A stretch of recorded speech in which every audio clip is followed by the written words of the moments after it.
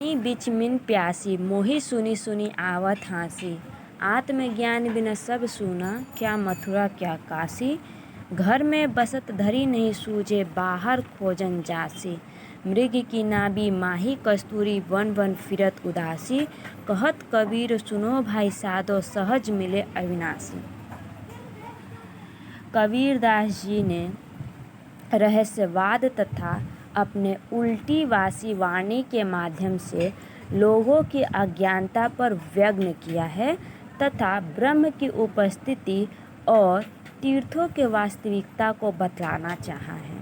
इसकी तुलना वो अर्थात मनुष्य की अज्ञानता की तुलना वो मीन यानी कि मछली से करते हैं। जिस प्रकार पानी बिच मीन प्यासी, जिस प्रकार मीन यानी कि मछली पानी के बीच रहकर, चाहे वो नदी में हो, समुद्र में हो या सरोवर में हो, रहने के बावजूद भी यदि वो प्यासी हैं तो यह देखकर और सुनकर कबीर को हंसी आ रही है। कबीर ने यहाँ जल को परमात्मा और मछली को जीवात्मा का प्रतीक माना है। अर्थात कबीर का कहना है कि मनुष्य अपने अज्ञानता के कारण ही परमात्मा के बीच रहते हुए भी, अर्थात उनका अंश होते हुए भी, वो उन्हें इधर उधर खोजते ही रहते हैं। आत्मज्ञान बिन सब सूना, क्या मथुरा क्या काशी।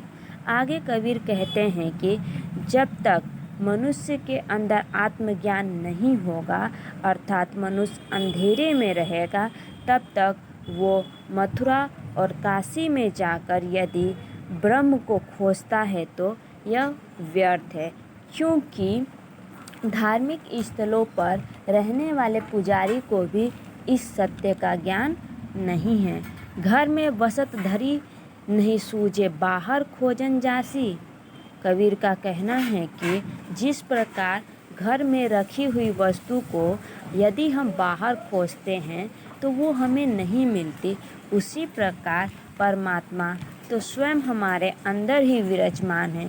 यदि हम उसे बाहर या धार्मिक स्थलों पर खोजें तो वो हमें कैसे प्राप्त होंगे। मृग की नाभि माही कस्तूरी, वन वन फिरत उदासी। कहत कबीर सुनो भाई साधो, सहज मिले अविनाशी। कबीर मनुष्य की अज्ञानता की तुलना मृग से करते हुए कहते हैं कि जिस प्रकार मृग के नाभि में ही कस्तूरी का वास होता है, किंतु वो उसकी सुगंधता पर आकर्षित होकर वन वन खोजते ही रहती है और उसे वो कस्तूरी प्राप्त नहीं होता है, जिस कारण वो उदास हो जाती है। मनुष्य की स्थिति भी उसी मृग की भांति है।